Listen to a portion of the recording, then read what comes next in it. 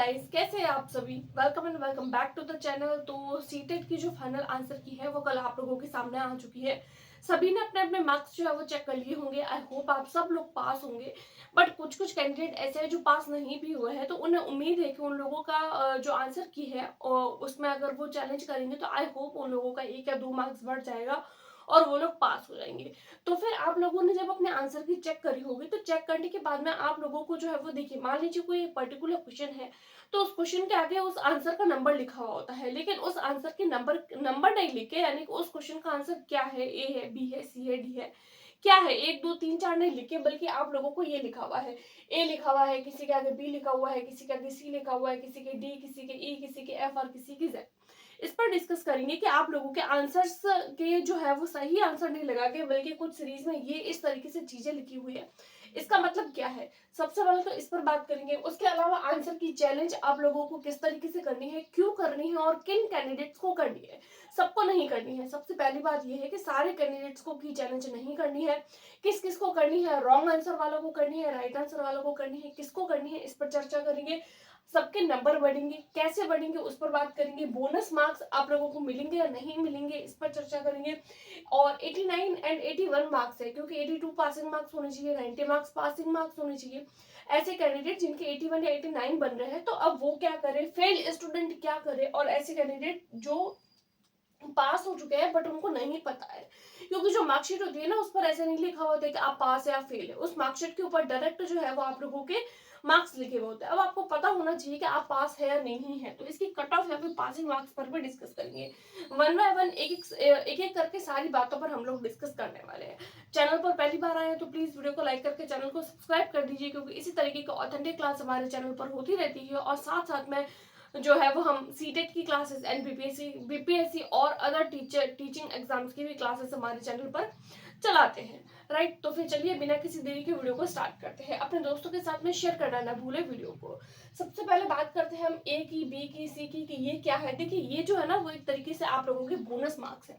अब bonus marks का मतलब क्या है। बोनस मार्क्स का मतलब ये है, मान लीजिए कोई भी एक पर्टिकुलर क्वेश्चन है, उस क्वेश्चन का आंसर जो है वो मान लीजिए सी है, थर्ड नंबर है, ठीक है। मान लीजिए कोई क्वेश्चन का आंसर जो है वो थर्ड है, लेकिन वहां पर आप लोगों के थर्ड नहीं लिख के जो है वो ए लिखा हुआ है। तो इसका मतलब ये है कि वो जो क्वेश्चन, ऐसे कैंडिडेट जिन्होंने ए लगाया है और सेकंड लगाया है, उन दोनों के सही है। इसका मतलब मान लीजिए बी है, कोई एक पर्टिकुलर क्वेश्चन है, उस क्वेश्चन का आंसर जो है वो कुछ कैंडिडेट का मानना है कि ए है, कुछ कैंडिडेट का मानना है सी है। अब ऐसे में क्या होता है, कॉन्फ्लिक्ट होता है, क्योंकि जब पेपर बनाने वाले होते हैं ना, तो पेपर बनाने वाले जो होते हैं वो कई बार जो है वो किसी पर्टिकुलर क्वेश्चन में दो आंसर जो है वो राइट दे देते हैं। अब पेपर तो बन गया, तो ऐसे में क्या करते हैं, वो दोनों ही आंसर को राइट मानते हैं। मान लीजिए अगर आप लोगों के कोई क्वेश्चन, मान लीजिए आप लोगों के कोई क्वेश्चन है, 49 नंबर क्वेश्चन है। अब मान लीजिए उसके आगे आप लोगों का नंबर लिखा हुआ होना चाहिए ना, कि इसका पहला ऑप्शन सही है, इसका दूसरा ऑप्शन सही है, इसका तीसरा ऑप्शन सही है, इसका चौथा ऑप्शन सही है।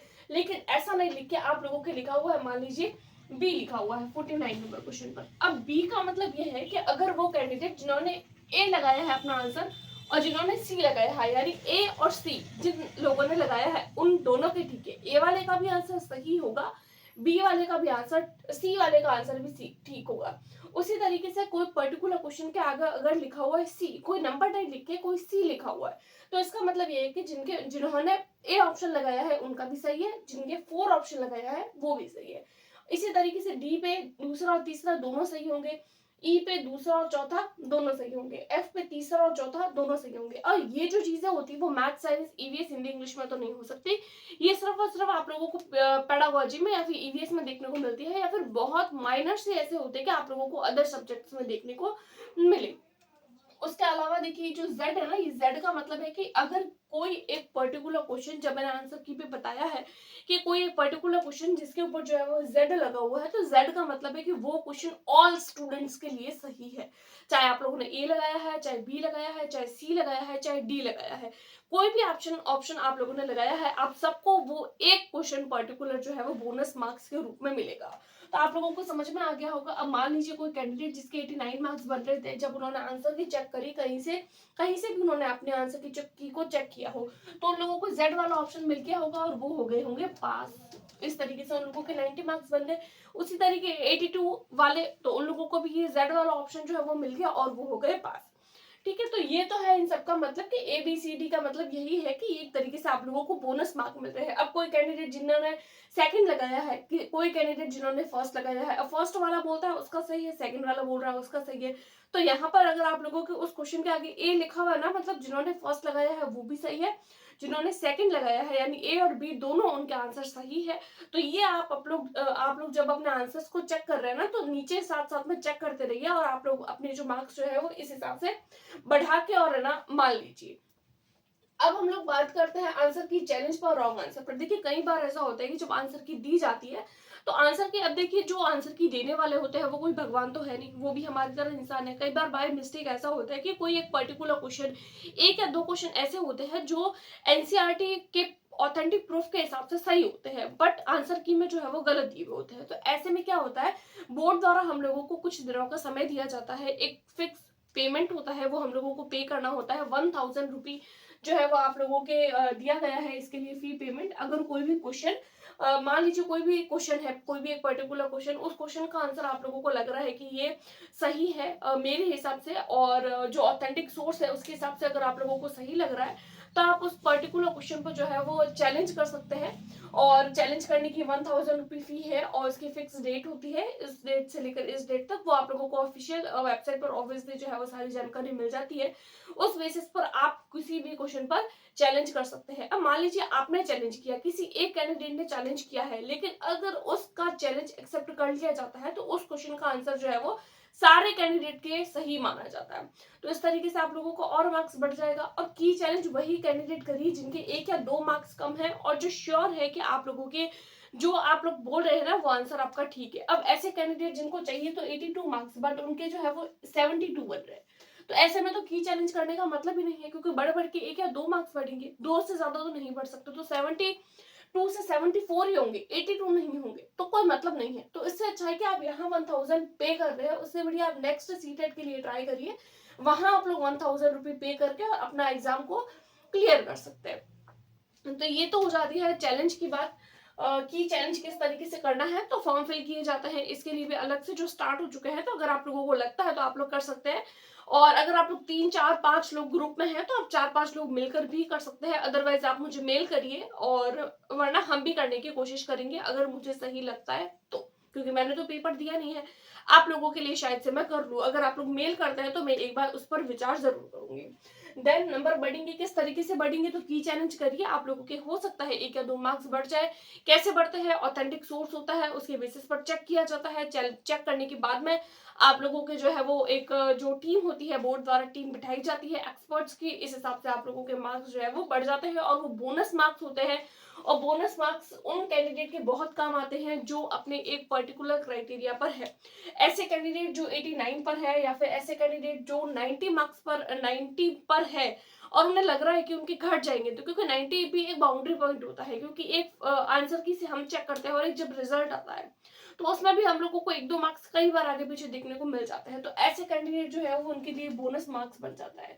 81 और 89 मार्क्स वाले जो होते हैं वो जरूर जो है वो चैलेंज करने के बारे में सोचे कि क्या उन्हें चैलेंज करना चाहिए या फिर नहीं करना चाहिए। उसके बाद में हम लोग बात करते हैं फेल स्टूडेंट की। देखिए ऐसे कैंडिडेट जो पास है तो बहुत बढ़िया बात है, तो आप लोग जो है वो हर एक एग्जाम आगे आने वाले, जैसे कि आप लोगों का बीपीएससी टीआरई 4, बीपीएससी टीआरई 5, आगे आप लोगों को देखने को मिलेगा ईएमआरएस, केवीएस, DSSB, एनवीएस, इतनी सारी वैकेंसीज है, तो आप लोगों के लिए बहुत अच्छी अपॉर्चुनिटी है। लेकिन ऐसे कैंडिडेट जो फेल हो चुके हैं तो उन लोगों के लिए एक ही बात है कि आप लोग जो है वो नेक्स्ट सीटेट के लिए प्रिपेयर करें। अब नेक्स्ट सीटेट कब आएगा, तो देखिए इस बार वाला जो है वो आप लोगों को जुलाई में देखने को मिला है, तो ऑब्वियसली आप लोगों का वो दिसंबर में हो जाएगा। जुलाई वाले का नोटिफिकेशन आप लोगों को जनवरी में हुआ है पहले पेपर, उसका रिजल्ट फरवरी में, देन आप लोगों का जो है वो ये एग्जाम हुआ था। आप लोगों को मार्च में नोटिफिकेशन देखने को मिल गया था, तो अभी आप लोगों के जो है वो जुलाई में पेपर हुआ है, अगस्त में रिजल्ट आएगा, एंड सितंबर अक्टूबर के आसपास आप लोगों को नया नोटिफिकेशन देखने को मिल जाएगा। तो आप लोग जो फेल स्टूडेंट है, जो पास नहीं हो पा रहे हैं, बहुत ज्यादा कम मार्क्स से रह गए हैं, बहुत ज्यादा मार्क्स से रह गए हैं, तो वो अपने नेक्स्ट दिसंबर वाले सीटेट के लिए प्रिपरेशन करिए। अब हम लोग बात कर लेते हैं कट ऑफ मार्क्स की और पासिंग मार्क्स की, कि पासिंग मार्क्स कितने होते हैं। देखिए अगर मैं सिंपली बात करूं, अगर आप लोग जनरल कैटेगरी से बिलोंग करते हैं तो फिर आप लोगों को 90 मार्क्स लेकर आने हैं। 90 मार्क्स, 90% की बात नहीं हो रही है, 90 मार्क्स। अगर आप लोग जनरल कैटेगरी से बिलोंग करते हैं तो आप लोगों को 90 मार्क्स। अगर आप लोग किसी कैटेगरी से है, मान लीजिए ओबीसी है, एससी है, एसटी है, फीमेल है, मेल है, चाहे कोई भी है, तो आप लोगों को लेके आने हैं 82 मार्क्स। ये तो बात आप लोगों को समझ में आ गई। लेकिन अगर आप लोग अदर स्टेट से है, मान लीजिए आप लोगों ने मान लीजिए आप राजस्थान से है, गोवा से है, सिक्किम से है, दिल्ली से है, कहीं से भी है, और आप लोग किसी अदर स्टेट का पेपर दे रहे हैं, तो आप लोग ओबीसी एससी एसटी कैटेगरी से 82 मार्क्स ला रहे हैं, तो वहां पर आप लोगों के ये मार्क्स काउंट नहीं होंगे। तो उसके लिए आप लोगों को, क्योंकि अदर स्टेट के जो कैंडिडेट होते हैं उनको जो होते हैं वो 90 मार्क्स ही लाने होते हैं। मान लीजिए कोई भी एग्जाम है, मान लीजिए बीपीएससी ही अभी हमारे सामने है, बीपीएससी का आप लोग पेपर दे रहे हैं, आप लोग अदर स्टेट से है, तो आप लोग ओबीसी से है, तो आप लोग सोच रहे हैं कि मुझे भी यहाँ पर क्या छूट मिलेगी? नहीं, आप लोगों को यहाँ पर छूट नहीं मिलेगी। आप लोगों को एज अ जनरल काउंट किया जाएगा, आप लोगों को 90 मार्क्स लेकर आने हैं। क्योंकि बहुत सारे कमेंट्स, जब पहले भी वीडियो बनाई तो बहुत सारे कमेंट्स यही देखने को मिले कि 89 मार्क्स है, आउट ऑफ बिहार है, क्या मौका मिलेगा? तो नहीं मिलेगा। आप लोगों को 90 मार्क्स लाने होंगे, और अदर स्टेट है और जनरल कैंडिडेट है तो भी 90 मार्क्स लाने हैं, अदर स्टेट है और अगर आप लोग किसी कैटेगरी से है तो भी 90 मार्क्स लाने हैं। अपने स्टेट से है तो ही आप लोगों को अपनी कैटेगरी का फायदा मिलेगा, अदरवाइज कैटेगरी का फायदा आप लोगों को अदर स्टेट में नहीं मिलता है। बाकी मार्क्स बढ़ने की, बोनस मार्क्स मिलने की और नंबर बढ़ने की, और ये सारे जिस तरीके से आप लोगों के मार्क्स बढ़ रहे हैं तो आप लोगों के मार्क्स बढ़ेंगे, और इसी तरीके से आप लोगों के 1-2 मार्क्स बढ़ सकते हैं। तो ये कुछ आज की वीडियो में मुझे डिस्कस करना था, और नेक्स्ट सीटेट आप लोगों को जल्द ही देखने को मिलेगा, और रिजल्ट आप लोगों का जो है वो लगभग 1 से 5 के बीच में आ जाएगा। इसकी टेंशन आप लोगों को लेने की जरूरत नहीं है, क्योंकि आंसर की भी बहुत जल्दी और टाइमली हम लोगों को देखने को मिलती है। अब आंसर की आ चुकी है, इसके बाद में आप लोगों को की चैलेंज, देन आप लोगों का 1-2 मार्क्स बढ़ जाएगा, क्योंकि बढ़ते हैं बहुत सारे। अब जब ये वीडियो बन रही है ना तो नीचे भी और कमेंट्स देखने को मिलेंगे कि कोई मार्क्स नहीं बढ़ता है। तो देखिए ये सारे मार्क्स बढ़ ही तो रहे हैं, क्यों नहीं बढ़े? की चैलेंज का ये 1 मार्क्स पिछली बार भी बढ़ा था, 89 मार्क्स वालों को बहुत लोगों को फायदा हुआ था। ऐसे कैंडिडेट जिनके 89 मार्क्स थे और 1 मार्क की चैलेंज पर बढ़ गया था और 90 मार्क्स हो गए थे, तो ऐसे कैंडिडेट को फायदा होता है। 72 73 वालों को फायदा नहीं मिलता है की चैलेंज करने पर। जो बॉर्डर पर होते हैं उन लोगों को बहुत बेनिफिट मिलता है। तो ये आज की वीडियो में छोटी सी इन्फॉर्मेशन थी, लेकिन बहुत ज्यादा इन्फॉर्मेटिव थी, क्योंकि बहुत सारे कैंडिडेट को जो है वो आंसर की चैलेंज किस तरीके से करना है वो भी नहीं पता था, और इन सारी सीरीज का भी मतलब नहीं पता था।